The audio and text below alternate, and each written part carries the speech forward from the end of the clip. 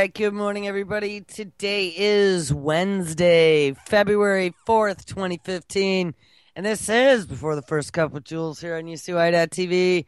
Happy Wednesday. It's chilly and gray here today as usual, but not as cold. I think it's probably in the 20s, so that's a bonus.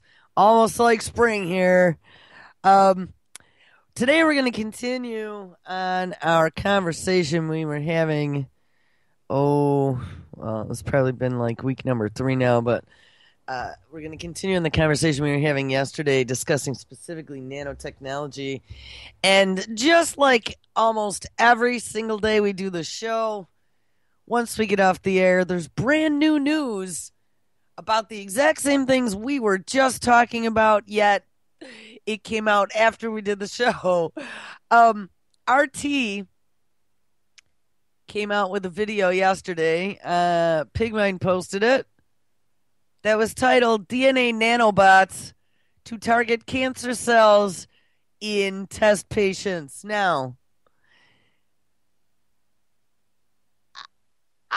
I don't know how this happened. I mean, it's not like that this hasn't been talked about. It's just pretty bizarre to me that some news network out of the blue. I mean, we're talking about this because this is something that's my red button issue, and you guys know that very well because I talk about this stuff frequently. But the fact that the exact thing that we're talking about now comes out as a news story, and not only that, but it also came out in Reuters. And this is talking about the stuff that we heard Drexler talk about yesterday, injectable 3D cell factories to fight cancer in the body. Guys, I don't know, man. So I guess you gotta here, hold on. I'm trying to my brain's not working and I'm trying to remember how to bring in my other computer. You guys got a preview apparently to the day's news. That's fun. All right, here. Just freaks me out when it happens like multiple times in a week. The mosquito things, that was last week. Precog. All right, there we go. So, headline news yesterday. RT, DNA nanobots to target cancer cells in test patients. Now, guys, I'm going to tell you what. I've been talking about this stuff for a long time, and I told you what they're going to do is tell you it's going to cure cancer, and idiots are going to line right up. Well, here we go. It's the pitch now to America. After decades of research and development, medical scientists have announced that nanorobots capable of isolating and eliminating cancer cells could soon be ready for human testing. But it's the way it works that's truly mind-blowing. Now, check this out. Researchers at the Weiss Institute at Harvard University use a technique called... By the way, the Weiss Institute is the place that makes the unmanned aerial micro vehicles, a.k.a. RoboBees. DNA origami, and that's represented here by these ribbons. The robot is essentially made up entirely of these synthetic DNA strands, and when left alone, the strands then self-assemble. After all, they've been pre-programmed by engineers to assume a specific shape for a specific mission. And he just said self-assemble. These are self-assembling freaking nanobots that are developed at the Weiss Institute, where they develop the RoboBees, which, what? They're going to be used to pollinate your crops, or what? They could be used for surveillance and killing you. Yes, that's exactly what these are for as well. In this case, that shape is a simple cylinder with 2 open ends on each end, held together by a DNA lock. Now, the lock can only be opened through a corresponding molecule or protein, much like a standard lock and key. And as you can see here, once this happens, the robot flings open to reveal its payload. And in this case, again, it might be a cancer drug that's then administered to the patient. Dr. Ido Bachelet, a leading researcher in the field of nanorobotics, explains how this works. Nanorobot is capable of recognizing a small population of target cells within a large population of bystander cells, which should be left alone. And the way it does that is that while all cells share the same drug target that we want to attack, only those target cells express the proper set of keys that open the nanorobot, and therefore only they will be attacked by the nanorobot and by the drug. So the nanorobot can be very specific about what it attacks in your body as well. Recap a little bit and take a closer look at this nanorobot. Now, remember that this structure is made entirely of synthetic DNA, but it's fully biocompatible with the way the human body works, meaning I can't even. It's like RT's been listening to this show and took all of our buzzwords and then just put them into 2 minute and 11-second video. It's made entirely of synthetic DNA. Guys, we got us a big fat education long before this came out. I just can't even believe, how is this possible? This is 2 for 2 weeks in a row. Stuff we've been amping on about forever, talking about in detail, and now it's headline news. I mean, I don't like this. This is not cool. That means that we were right on. That means that we actually saw the plan. And I don't like this plan. And again, and absolutely, they're telling you it's going to cure cancer. I'm telling you, that is the biggest lie in the book. Sure, it might cure cancer. And it's also going to make you grow wings out your forehead. And, the second you open your mouth and say something that you're not supposed to say, now that it has this nanorobot full of technology sensors. Remember, we found out yesterday from Eric Drexler, father of Nanotech, that they can put an entire PC in the space of 1 cubic micron. So don't think that they don't have some sort of wireless connectivity or GPS connectivity or, like I said, microphone or any other type of connectivity where they could be surveilling you, but one wrong word and boop. Oh, that poor girl. Look at how young she was and she had an aneurysm. Okay? That's what I'm trying to tell you. And these are self-assembling and there's intelligence involved. That not only can the robot be programmed to do a job, it can break down and be expelled naturally when that job is over. But what this monumental step in medical science represents goes much farther than treatment and rehabilitation, to include diagnostics as well. According to Dr. Bachelet, nanorobots can already identify at least 12 different types of tumors. And in the near future, these bots might be more like microsurgeons, injected into our arms as part of routine checkups, scanning our bodies and attacking disease cells before disease is even discovered. Needless to say, the future applications of this technology are endless. Manuel Rapalo, RT Studios, Washington. I mean, what's happened here is exactly what we've been tracing. Obama jumped on the precision healthcare wagon as the butt slap to the rest of the medical industrial biotech complex, which has merged now with the military with the vaccines. Once we had that quote-unquote Ebola outbreak, and I'm telling you, and I did lots of research into RNAi and nanotech, and guys, they're all part of exactly what we just heard. Everything we've been talking about, from the outbreak to making everyone feel like the government's going to save you then with their miracle vaccines, to this measles thing. I'm telling you, this measles thing is absolutely involved. Now there's a new whole anti-vaxxer. I'm trying to do multiple things. I'm kind of tired this morning. There's this whole new anti-vaxxer sentiment going on that's going to get us all fighting against each other. And parents who are concerned for their children going after other parents who are concerned for their children.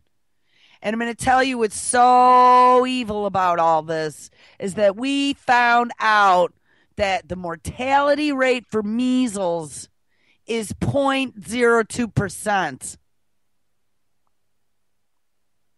Notice in all the bullshit, and I haven't been playing any of those videos because I feel like running after someone and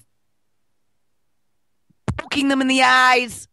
When I see that, people are so stupid. Anyone who's lining up for vaccination right now blindly thinking it's old school vaccines from the days of the 50s or the 60s has got to have a screw loose. Anyone who stands there and believes any word their doctor tells them after we read that Obamacare is not considered a health care plan, so kickbacks are now freaking legal, has got to have a screw loose. You know, we've been pulling on a thread that's been unraveling this big, ugly Christmas sweater. I don't know. It could be any type of sweater. Big sweater from Aunt Janet. And it is revealing some super ugliness underneath. And all the pieces. I mean, I honestly, the anti-vaxxer thing, I was very questioning in regards to whether or not vaccines were good or bad. But we always had vaccines growing up, right? And that's what most people base their opinion on. I had vaccines, I'm okay. But what you don't get, did you hear what he said? Yeah, I want to play the very beginning of that video again. Did you hear what he said? And this is all the same new technology now. This stuff's going to be in our food. This stuff's in our air. They let the genie out of the bottle. It's all being injected into the Africans right now. I just saw, too, there were 4 stories yesterday that we've been talking about and brand new news about all of them. But, yes, new human trials have kicked off in, I think it was Liberia and Moldova. Here, wait, let's just hear the beginning. Just don't forget what he says. After decades of research and development, medical scientists have announced that nanorobots capable of isolating and eliminating cancer cells could soon be ready for human testing. But it's the way it works that's truly mind-blowing. Now, could soon be ready for human testing. Is that not what I've been telling you all this time? Before the Ebola outbreak, this technology, the RNAi technology, and we're going to take a look. The RNAi is tied right into the nanotech, and the nanotech has been put in all of our shit. Before the Ebola, quote unquote, outbreak, all this stuff had been sitting in the pipeline from all these drug manufacturers. Remember, many of them are DARPA financed. We looked at all that. You know, it just sucks. You know, I always feel like I have to go back and back up all the stuff I said. But if you've been listening to the show for even the last year, you'd have all this information in your head because we dug up all the research and the proof for this, all the stories out of medical journals. But before this Ebola outbreak, all the stuff was lined up in the queue. And it was not, quote unquote, ethical to be testing any of this on humans unless there was an emergency. And then the emergency happened. And now we have human trials. And that was, and I at the time we called it, that was the genie being let out of the bottle, because now it is wanton mad science gone, man. We're injecting you with whatever. It's the promise of the future. This whole initiative, we just put all this federal money now behind precision medicine. Guys, I don't even know what to say. This is it.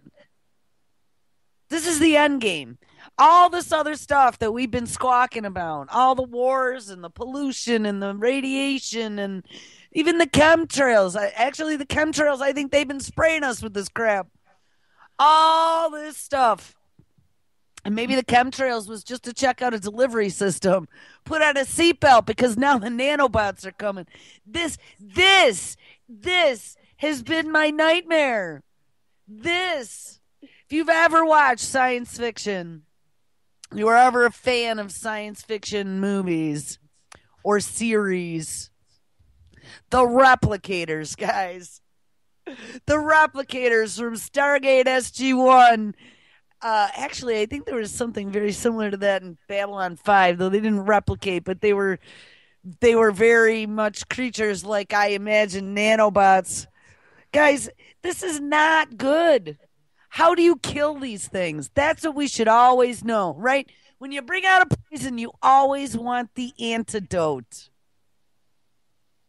We need to find out how to kill nanobots. And we probably need an electron microscope to see them or something. All right, here. Before we get because I'm gonna sit here and ramble for an hour. All right, let's listen to this next story. This is the one that came out of Reuters that piggybacked on, and this was a brand new one as well that came out after the show.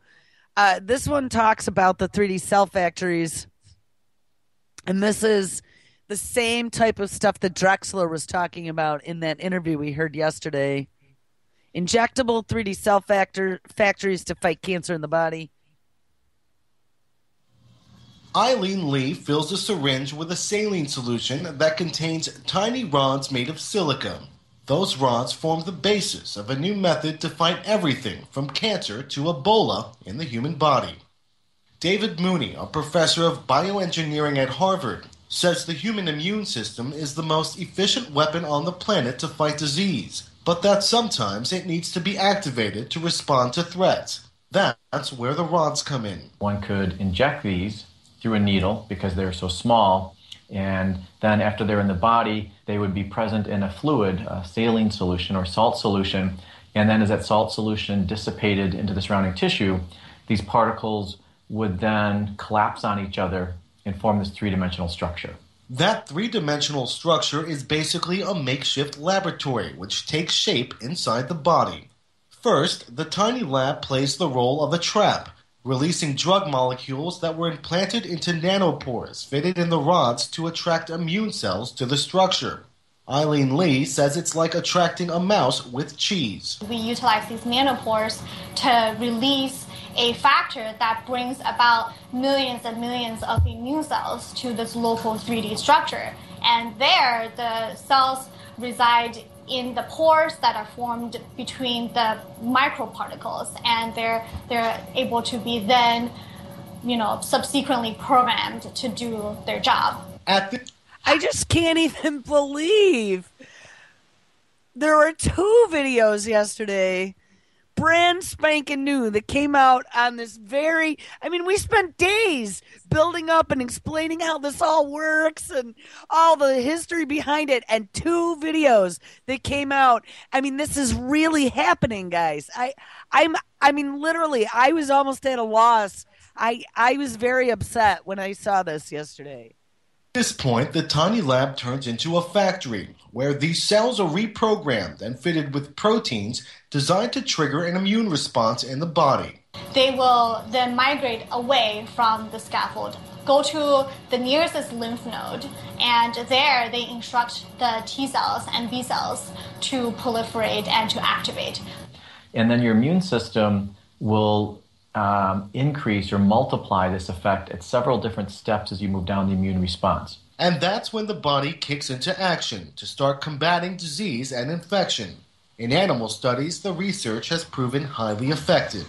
David Mooney says it will take years of research to translate their early successes in animal models into therapies for humans. But he's hopeful that his tiny cell factories will become a powerful weapon in the fight against cancer and infectious diseases. There you go. I love the way they come out and they're like, well, it's going to take many years for us to get this approved and tested in humans, but, it's promising in animal models. You know what, guys? That's such a crock, because all it's going to take is the next emergency, and then it will be appropriate to test in humans. It's exactly what happened with Ebola. Here, I dropped to that one, too. Now check this out. Speaking about Ebola, that was something else we've been talking about. And I had told you about how the quote-unquote outbreak just sort of fizzled after they managed to get some of these new RNAi vaccinations approved to start injecting into people because, whoops, we had an emergency. We sent troops to Africa, and we've postulated, and there have been so many former military that have told us then after the fact that, yes, they did have to get the vaccines. How many of my friends who had to go to the first Gulf War in Iraq had to get that anthrax vaccine with squalene?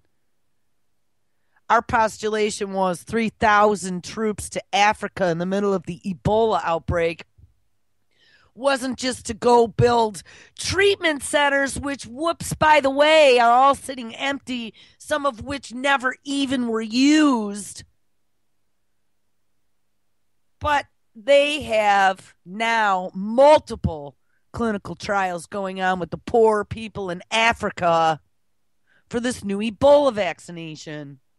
There's other ones. There was one in England for Oxford University, and there were a couple here up in New England. I don't remember which university was doing it, but the majority of them, there were like 2 or 3, I thought, going on in Africa right now. Well, again, I don't know.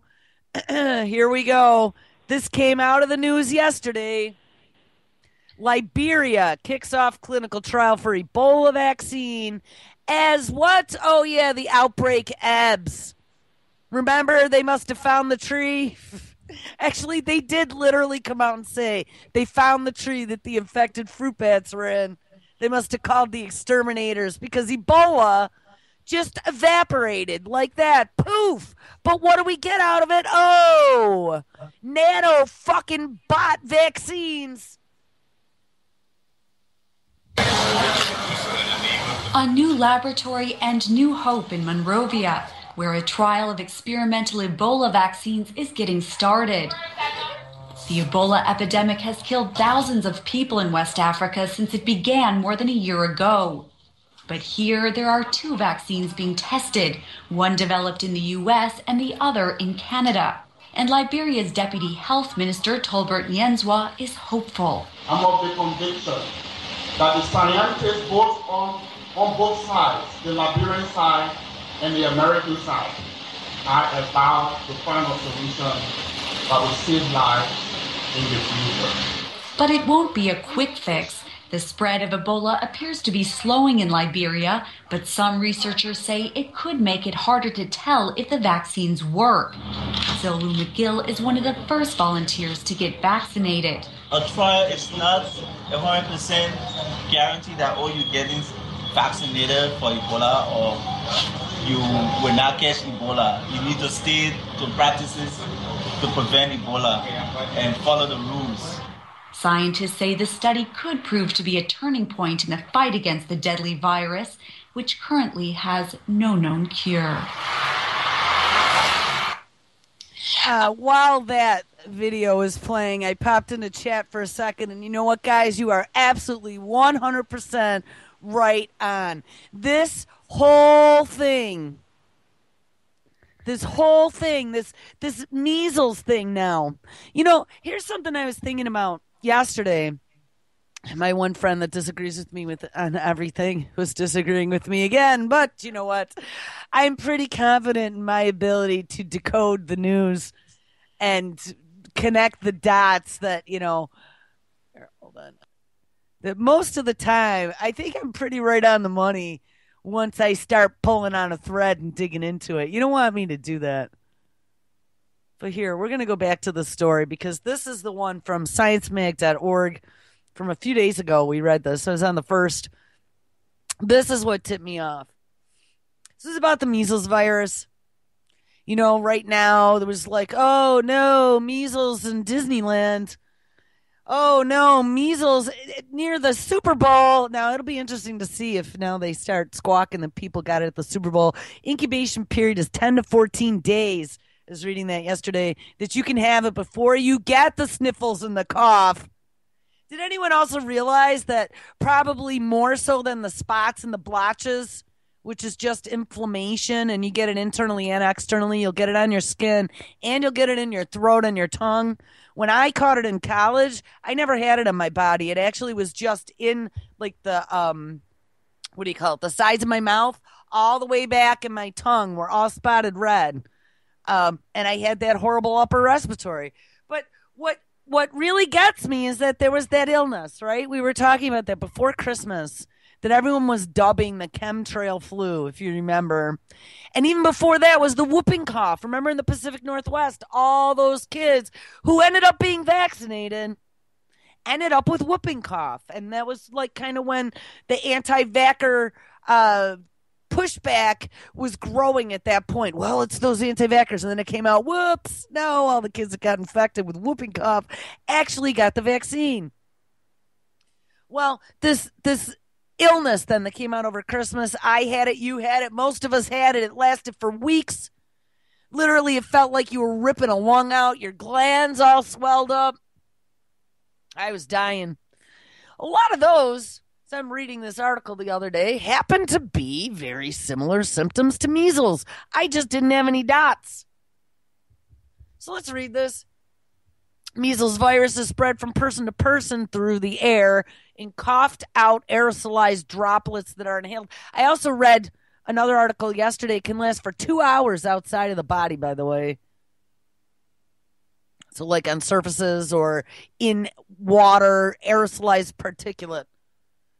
The virus typically comes in contact with the host lung tissue where it infects immune cells called macrophages and dendritic cells, which serve as an early defense and warning system. From there, the infected cells migrate to the lymph nodes where they transfer the virus to B and T cells. Infection of lung cells causes a hacking cough that keeps the virus circulating in the population.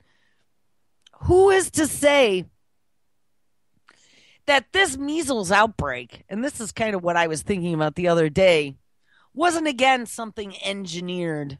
Maybe it's some sort of little mutant measles virus that not all of us showed up with spots. Now, I wouldn't have believed that had that not happened to me 25 years ago, where I got measles and had no spots. But I was, there was a doctor diagnosis too. That wasn't just me going, oh, it looks like I have measles. But we all had that cough. So now, and nobody died. The mortality rate, this article even talks about Ebola. It mentions it. It's like, oh, well, when the Ebola emergency happened, there was a high death rate. And it was. At the time, they've been saying about 80%. I think it ended up around 50 when it all averaged out. And I'm not saying Ebola never happened. In this country, we really didn't have it except for the imported Ebola. But in Africa, I think it really did happen.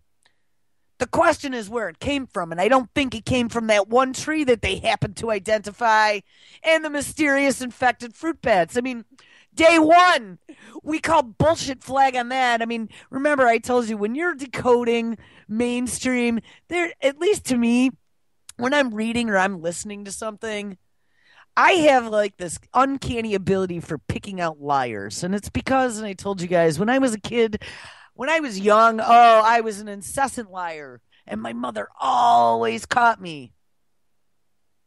And it eventually came to the point where, like Pavlovian dog, you kind of give up on it. Because you know what? It's way too much trouble to lie. It's just much easier to tell the truth. But I'll tell you what I never lost is like that, oh, my brain's not working. What's it called? I got the red button. Boop, boop, boop, boop, boop. Like the second I hear the tall tale starting to spin, I don't know what it is, but it goes off. Boop, boop, boop, boop. I'm not easy to bullshit. I'm gullible. If you can get in and convince me you're my friend and drink some beers with me and get me to trust you, then I drop that shield. But if I don't know you, everything is suspect. You're under my scanner eyes. I'm listening very carefully. So when we first heard about the fruit bat, I mean, maybe, I mean, we even did a little infographic video that we found about how bats actually are the carriers of lots of diseases. They just don't get sick themselves. So it's very possible. But it was just such a convenient excuse that, like, an infected tree of fruit bats managed to infect the entire continent. I mean, I don't know. There were probably 5 or 6 countries, but it was spreading all over. That came from just one gaggle of fruit bats. So my personal opinion is, especially after we found out that there's all kinds of secret bioterror labs down there in Africa that the U.S. and the UK and all those other countries have been using for years, yeah, it seems more plausible that we had something to do with that. We were doing a little testing, and it was great. I didn't see a lot of blood and guts, though. Thought it was a hemorrhagic fever, but we also got the chickamauga virus. I don't know, Dale, you brought that up the other day, and I just saw recently now there's a new DARPA challenge, just like the robotic challenge that DARPA has for the chickamauga challenge to come up with ways to cure chickamauga. But getting back to this measles, so in this article, they even mention Ebola. Ebola is way more virulent. It kills more people, but it's not easily transmissible. Measles, on the other hand, is really super easily transmitted, yet it doesn't kill very many people. Now, they got us to do this knee-jerk reaction. They conditioned us with Ebola. It's exactly what that was. It was conditioning. Give it up. The government will protect you. Whether or not you should be into forced quarantine. That was the chick that came into New Jersey from Doctors Without Borders. Executive orders were passed about what is a quarantinable offense. About whether or not your privacy under HIPAA laws should be kept. It's like we looked at yesterday. Precision healthcare is going to require us to give it all up. And now vaccines and whether or not you should vaccinate your children is rolling into the diatribe for the 2016 election. How is that possible? And they're actually discussing whether or not vaccines should be voluntary for your children. Did we ever think we would see this world? Because I know I didn't. I was worried about New York State because they'd put it on the docket. I was worried about New York State making that Gardasil vaccine mandatory. And in a lot of the states, we did a show about that a couple weeks ago. In a lot of the states, they had made it. In a lot of states, they made it voluntary. But remember when we dug into the Gardasil vaccine, what did I find? That it was a VLP, virus-like particle loaded with what? Nanotechnology. Guys, our children, our babies, are being put up just like little puppies to be tested. Oh, there's a big spider running down the wall right now, and I don't have anything to kill it with. Hold on. Ah! Sorry about that. I usually don't kill spiders except when they're inside my abode. If he were just 20 feet that way out the door, he would have been fine. All right. They are testing this stuff on our children. Like those poor little, I don't even remember what kind of dogs they are. They're the little brown and white ones that go, arr, arr, arr, arr. The little hunting dogs. Did you ever see that over near Los Alamos? Where they've been doing all the radiation testing on these poor little dogs. I mean, this was years ago, but there's this whole area that still isn't cleaned up. Libby actually talked about that in one of her shows, but I'd read about it before. Brandon Turville actually just did a new story, too. Left-right paradigm warps vaccine debate. Yes, Brandon. You know what? I'll drop this for you because we're probably not going to get a chance to read this today, but maybe we can look at this tomorrow. I know Brandon has a very strong opinion, and that would be a good one to check out. But wait, I want to find... Oh, and get this shit. So New York is like at the leading edge, right, of banning all this crap. They are like the lapdogs to test it out and see how it works here first. Don't I see this headline? New York Attorney General targets supplements at major retailers. We knew that. Agenda 21, right? They're going to go after all the natural supplements. Now, I was reading in the story that these 4 retailers, it was like GNC, Target, Walmart, and somebody else, Walgreens, had these supplements that were like supposed to be ginkgo biloba or St. John's wort, and they said that they did testing on them And they ended up only being fillers like powdered rice and asparagus, and that there were no herbs at all in there. I mean, if that's the case, fine. If they were absolutely fraudulent products, fine. But being able to ban natural supplements, and I'm telling you again, this I think is a ploy because you know this is what they want to do, to be able to ban these supplements across the board.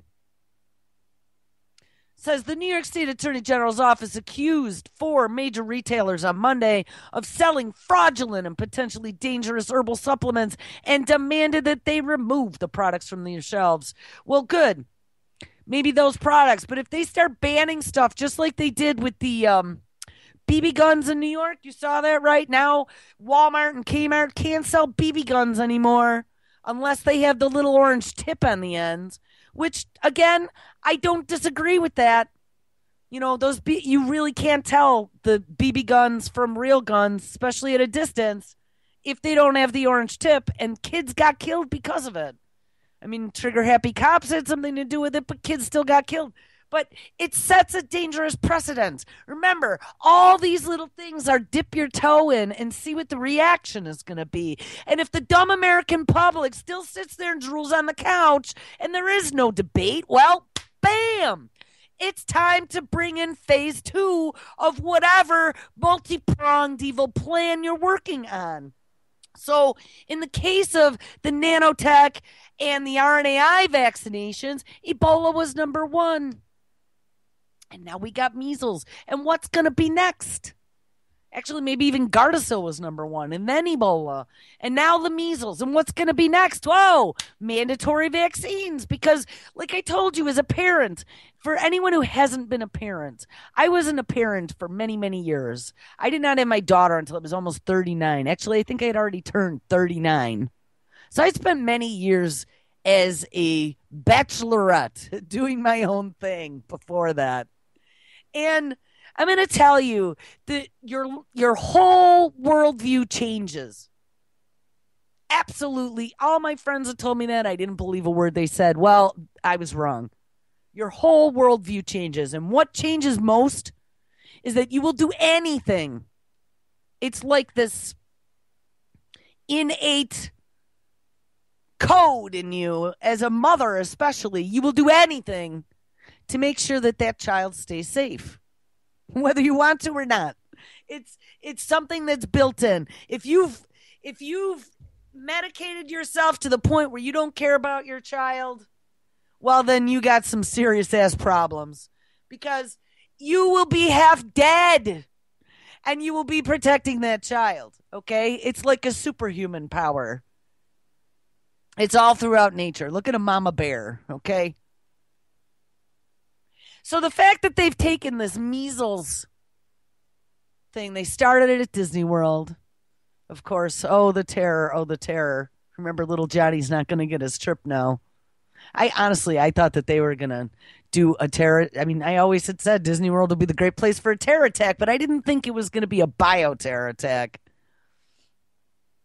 I figured bodies strewn about probably would have been effective, but this is pretty ingenious for their chess game that they're playing. But, you know, Johnny now doesn't get his trip to Disney World. And if you watch all of these mainstream morning news clips, they're like, oh, measles, it was eradicated. And they make it sound like it was this horrific killer fucking disease, and it's not. They are making it seem like it's Ebola. And they're using the Ebola fear porn. They're playing right on top of it. Notice how I have not seen doctors. Sanjay Gupta came up saying that, those parents that don't get their kids vaccinated, they are just not responsible. And, they're probably going to start sending CPS after people. You watch.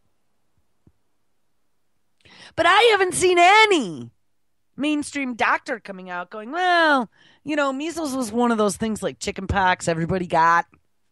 It was kind of the rite of passage as a child.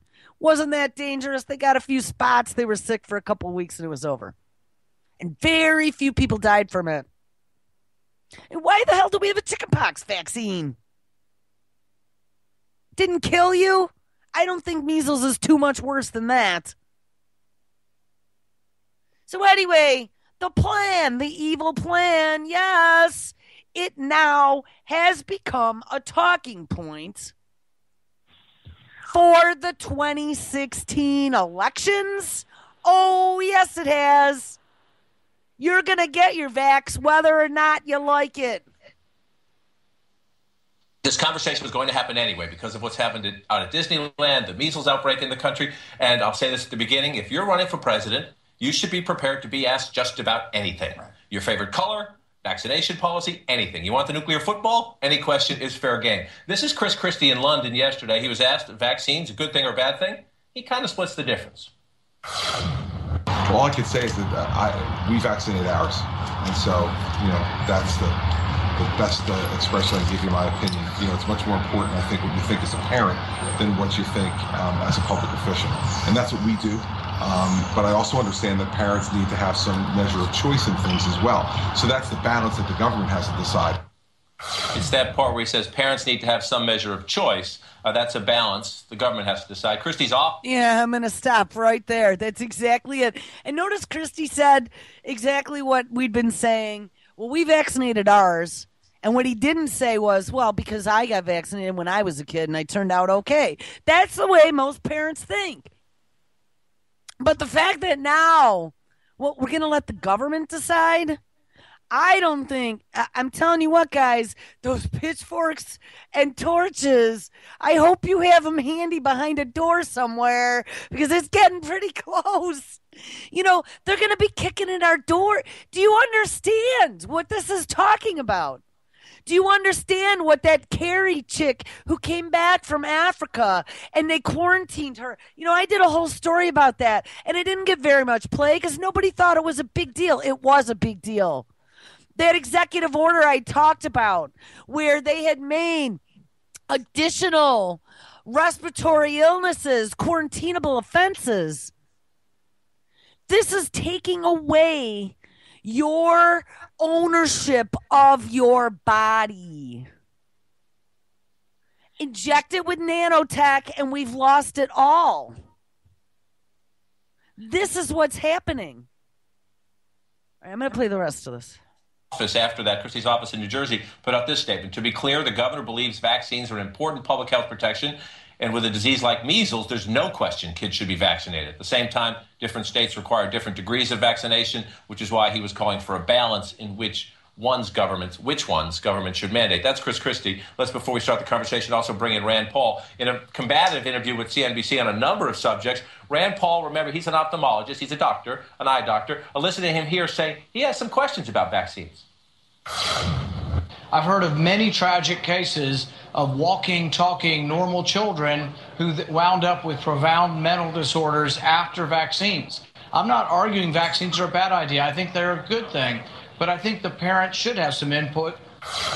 Again, the staff comes in to do some cleanup. Sergio Gore, Rand Paul's spokesman, saying Dr. Paul believes that vaccines have saved lives and should be administered to children.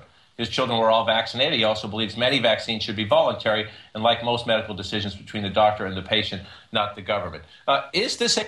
And guys, that's exactly it. Now roll in Obamacare and precision medicine, and we have a recipe for disaster. It is not going to be your personal choice anymore. The government is going to be the health care. A fair conversation for presidential candidates, and should they be prepared to give clearer answers? I get the government distrust, especially on the Republican side and the conservative side. But when it comes to your children, this, especially when it comes to measles, this is a no-brainer. I think it's a fair conversation, one, because it is something that's topical right now. Two, you do have several states that are debating this on a state level about what kind of regulation should be in place for sending your children to school. So there is a political government aspect to this. It does show you, though, how what you say as a potential presidential candidate can have so much more resonance than what you say even as a governor. What Chris Christie said is largely the same as what he has been saying in the state of New Jersey, where this has been a big topic. But when you say this and you're potentially running for president, you have to be a bit more careful with your language. And he should have probably been better prepared. When you saw them walk this back, you can tell that they got nervous about the message that this may have been sending. Just on Rand Paul, we've been talking about this a little bit. The difference between Rand Paul and Chris Christie on this is Rand Paul is a doctor. And if you're going to be saying things like, I know of children who have been affected by this, you should have some evidence to back that up. And as far as we know, that doesn't exist. Right. I mean, that's the thing. I mean, obviously, Chris Christie, whenever you have to have a statement that says, to be clear, you know you've messed up and maybe you're not quite yet ready to be a presidential candidate yet. With Rand Paul, he literally drew a connection between autism and vaccines. There is no connection between the two. I have an autistic boy. I don't know how he got autism. I know he didn't get it from vaccines. It's these gentlemen's job as part of wanting to be a leader to educate the public, and they should be making clear to people, get your kids vaccinated. Wow, did that dude just bitch slap? Hold on, let me get this out. Did that dude just bitch slap Rand Paul for making the comment that he is aware that some children have gotten sick after getting vaccines? He did. He said that. Did he just say that it was unprofessional of him to draw some sort of line that connects vaccines to autism? Because I'll tell you what, there are more and more doctors out there that are going, well, and I'm going to tell you too, if you start looking at this RNAi technology and what they're doing, I'm going to tell you that payload could have been anything.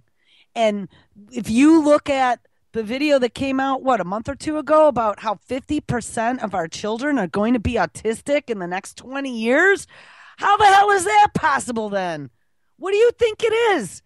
You know, the fact that kids are normal one day, and I have seen so many heart-wrenching videos and read so many stories of that very same thing.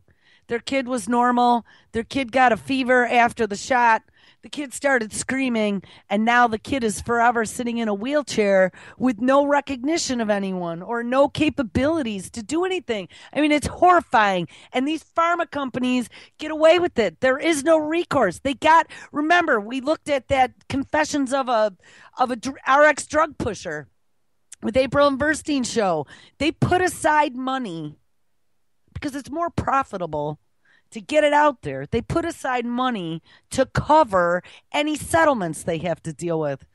And now with the Obamacare, the precision health care, with this being a big moneymaker, and remember, this big biopharma medical industrial complex that they have now constructed is the big moneymaker.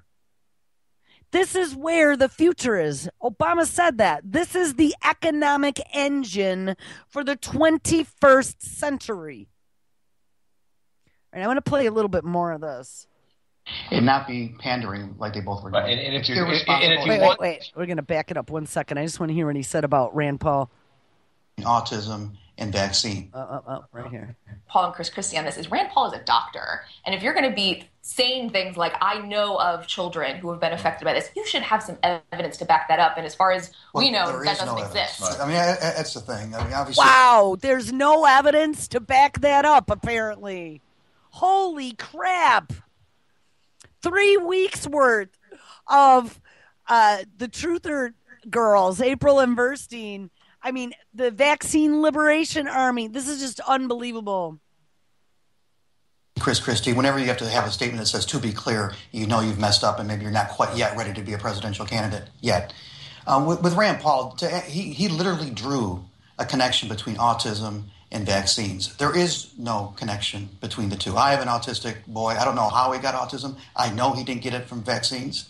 It's these gentlemen's job as part of wanting to be a leader to educate the public, and they should be making clear to people, get your kids vaccinated and not be pandering like they both were doing. Right. And if you want to make a distinction, let's say, for example, this came up in the last presidential cycle. Let's say if you want to say measles, mumps, absolutely, kids should be vaccinated. HPV, should a state mandate that? Some people have a different debate about that. That came up because of Rick Perry in the last committee. You have to be specific. If you're going to lay out and say there has to be a balance to candidates, you better be specific, or you end up here. Don't distort the science. Don't pretend there's a link. There's not a link. Our conservative friend Eric Erickson writes this on Red State this morning. All right, you know what? I'm not going to listen anymore. I get so annoyed over all of these people just making up whatever they want to make up for an agenda. What I want to get to is back to the vaccines, the nanotechnology, the immortality project. There was something that I've been talking about for the last couple days that I want to play. We found a story on Friday, right after I got off air, talking about Google. Google has their whole life sciences division. They employ over 100 doctors, and they are building their own nanotech medicine facility, right? They've been doing all kinds of research on this themselves. I had also talked about that group, 23andMe. They came up in a story. They're like the commercial genetic swab company. They're going to take your swabs and tell you whether or not you have sickle cell anemia or cystic fibrosis. Well, I knew they were related to Google. The one thing I wanted to mention, I looked that up yesterday, and yes, Google gave them a whole shit ton of money to get started for venture capital. We have Ray Kurzweil is the head of engineering at Google. He's the man who wanted to upload himself to the machine and is very interested in immortality. And then we have Eric Schmidt, who is the CEO of Google. And we talked about yesterday, you had also Regina Duggan from DARPA, director at DARPA. She was in charge of the smart technology, the Motorola division that was working with Samsung. Well, here's the interview that I finally found for Eric Schmidt, the CEO of Google, talking about them investing in smart technology. And remember, I told you they now have watches, those same smart watches that can take all of your biostats. They can get your blood pressure. They can get your oxygen level. And when we read the story about the Google Life Sciences injecting nanotechnology, they said they were going to be able to put nanoparticles into your bloodstream, and then you'll wear an armband that'll be able to scan those particles. The smart technology is all totally involved. So let's listen to the interview here from CNN with Eric Schmidt. Well, the good news about Android, which is the operating system that is used on more than 1 billion devices, is there are a number of manufacturers that are either building or have announced Android smartwatches. Samsung, for example, has already been shipping one, and there are others coming. So again, you'll have an IP address on your hand, you'll have a mobile phone, maybe you'll have something on your glasses. It's very exciting. Google just bought one of these Android smartphone or smartwatch makers, Whim. So is something in the works here? Well, let's not talk about Google's future products, but I will tell you that the Android ecosystem, there's a lot of devices like that coming. We anticipate a sort of Internet of Everything model, which has been discussed pretty broadly. What will happen is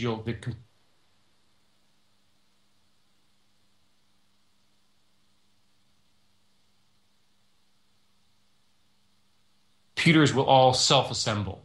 You'll walk into your house and your watch will figure out that they're in your house, and interesting things will happen that make your life more productive and fun.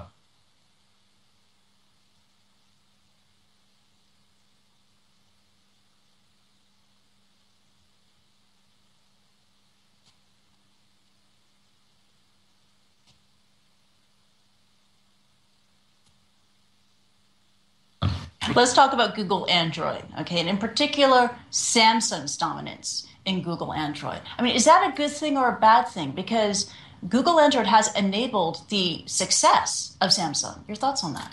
Well, Samsung, and I met with them when I was in Korea, is very, very committed to Android. And indeed, they're bringing out a large number of other sort of Android-related products. Because, of course, Samsung makes more than just phones and tablets. They make refrigerators and many, many other kinds of devices.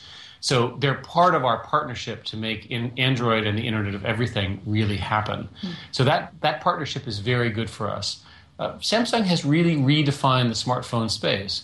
Today, they're the #1 mobile phone manufacturer in the world, and they're #1 ahead of Apple's iPhone.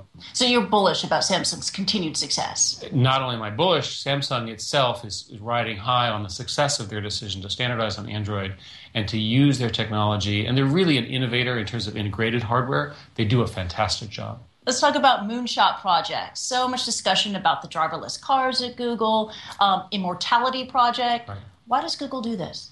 Because we can. Because we have the economic resources and the leadership that we can take bets that other companies can't. We fundamentally believe that technology can be a force for good, that investment with very, very sophisticated scientists can invent new products, and we're willing to fail. we're willing to build products that might not work or might not work in version 1. But we know if we keep trying it, eventually something really interesting is going to come out. And who doesn't want to be immortal? There are prices to that, right? It's going to be taxing on society for a number of reasons, but that's for another conversation. Let's get the products built first. That's right, and then deal with the social impact. That's right. Let's build the products before we regulate them.